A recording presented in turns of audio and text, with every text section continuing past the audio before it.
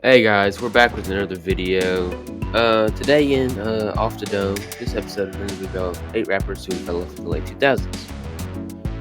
The late 2000s were wild. Hip hop was shifting again, ringtone rap was in full swing, snap music had taken over the South, and artists were starting to blow up on MySpace and YouTube.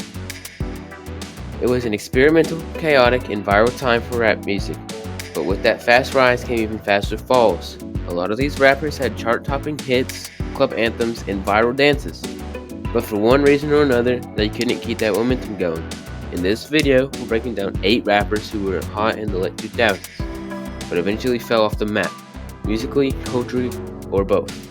Let's get into it. Young Berg, or Hitmaka, came out around 2007 with Sexy Lady, and later hit big with The Business. He had a smooth sound, radio-friendly hooks, and a young, flashy image. But it didn't take long for things to turn. He was constantly in the headlines, not for hits, but for getting his chain snatched repeatedly. It became a running joke online. Combine that with the lackluster album sales and an oversaturated market, and his rap career quickly lost streams. But here's the twist. Young Berg didn't just fade away, he rebranded. Today he's known as Hitmaka, a successful producer who's worked with Big Sean, Nicki Minaj, Meek Mill, and more. He fell off as a rapper, but made an insane comeback behind the boards. You remember Throw Some D's? That beat by Pole for the Dawn was everywhere in 2007. Rich Boy had a southern drawl and a confident delivery, and the single blew up across radio, clubs, and car stereos. His debut album had some buzz, but the follow-up, non-existent. Rich Boy seemed to vanish almost immediately after his one major hit. No second album made the same splash, and he never found a sound that matched the first breakout. He's dropped mixtapes and indie projects over the years, but commercially, he never came close to replicating that initial success.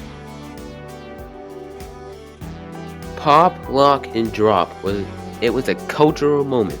That track was everywhere in 2006 to 2007. High school dances, BET countdowns, you name it. Huey brought an extra bouncy and club-ready energy and helped pioneer the dance craze era. Unfortunately, the rest of his music never caught on the same way. His debut album didn't chart well, and he slowly slipped out of the spotlight. Tragically, in 2020, Huey was shot and killed in his hometown of St. Louis. He was only 32. His story is a reminder of how fast fame can come and go, and how dangerous life can still be after the fame fades. Look, Soulja Boy is a legend in his own way. Crank That by Soulja Boy changed the internet. He showed a generation how to go viral, how to market music online, and how to build a fan base without traditional labels. But after that, 2007 to 2010 run with hits like Kiss Me, Through the Phone, and Turn My Swag On, Soulja's musical relevance started to dip. The game evolves fast, and though he had some comebacks, he's never been at that peak again. These days, he's known for being more of a meme, going viral on Twitch or his wild interviews than for chart-topping music. Still a pioneer, just no longer in the conversation as a serious rap artist. Plies had an undeniable run in the late 2000s. Shawty, Hypnotized, Busted Baby Part 2, these were straight anthems and club bangers. His gritty voice mixed with surprisingly emotional storytelling made him stand out. But after 2010, his output slowed and newer artists started to dominate.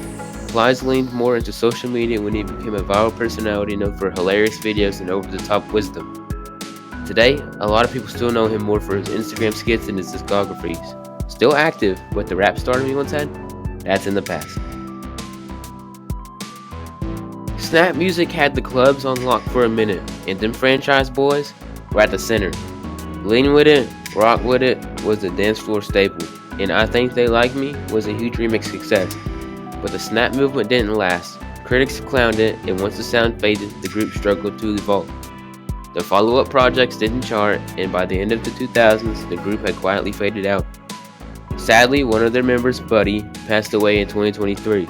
They had a short but iconic run, and their music still brings back memories, but they couldn't keep up as rap shifted. Party Like a Rockstar was a massive hit in 2007, blending rap with rock in a way that felt fresh at the time. The Shop Boys had a sound that could have led the way into a more genre fusion, but they couldn't follow it up. Their album didn't land, the next single flopped, and they were never able to establish a core fan base.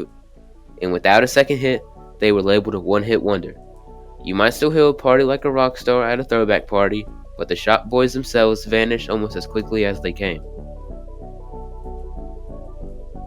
Bay, Bay. If you were alive in 2007, you heard that song 100 times a day.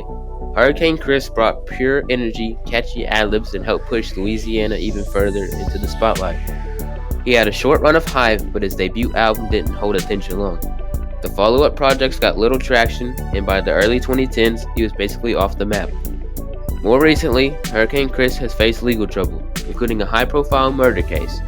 Although he was acquitted in 2023, the long absence in the court case hurt whatever momentum he might have had. And there you have it. 8 rappers who blew up in the late 2000s but couldn't keep their grip on the game. Some reinvented themselves, some vanished, and some became cautionary tales. Which of these artists do you think could have had a second run, and who should I cover next? Early 2010s, SoundCloud era, or underrated legends? Like, comment, and subscribe for more rap breakdowns, retrospectives, and culture talk, and some other things. All straight off the dome.